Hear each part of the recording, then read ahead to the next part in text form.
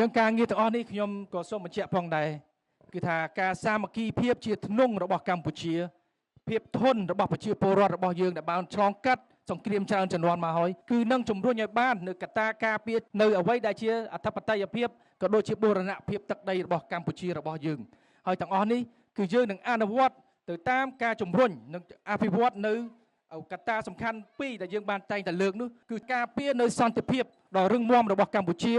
ហើយនឹងជំរុញនៅការអភិវឌ្ឍដែលមាននិរន្តរភាពតទៅមុខបន្ថែមទៀតផងដែរបាទអញ្ចឹងការងារទាំងអស់នេះខ្ញុំជឿជាក់ថាការចូលរួមរបស់ប្រជាពលរដ្ឋទាំងអស់ជាមួយនឹងរាជរដ្ឋាភិបាលគឺយើងនឹងជំរុញ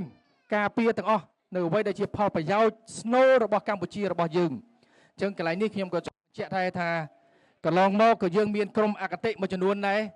ដែលប្រជាពលរដ្ឋកំពុងតែឈឺចាប់ក្នុងការបាត់បង់អាយុជីវិតរបស់សមាជិកក្រុមគ្រួសារក្នុងការជួបបញ្ហាប្រឈមនឹងការជំនះខ្លួនទាំងអស់នេះគឺនៅតែមានការទីទានទាល់តែបានទៅលើអ្វីដែលជាការខិតខំលះបង់របស់យុទ្ធជនរបស់យើងក្នុងការប៉ះពាល់ទៅដល់សុខភាពរបស់ប្រជាពលរដ្ឋរបស់យើងទាំងអស់នេះអញ្ចឹងខ្ញុំក៏សង្ឃឹមថាអ្វីដែលជាអំពើអគតិទាំងអស់នេះយើងមិនចង់ឃើញទេអ្វីដែលយើងចង់ឃើញបំផុតគឺការសាមគ្គីភាពរបស់ក្រុមគ្រួសារកម្ពុជាក្រុមគ្រួសារខ្មែររបស់យើងជាធ្នង់តែមួយបាទ